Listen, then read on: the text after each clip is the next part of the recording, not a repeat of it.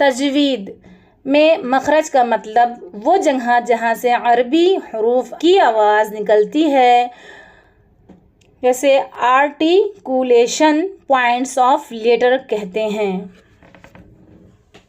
हुरूफ हलक़ी, हुरूफ हलक़ी, हलक से जो हरूफ निकलते हैं उन्हें हुरूफ हलक़ी कहते हैं।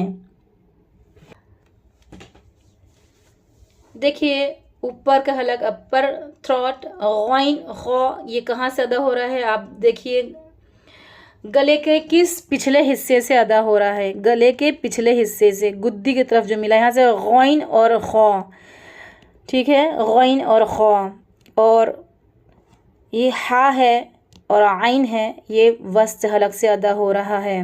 आइन और हा यानी मिडल थ्रोट, दरमियानी हलक।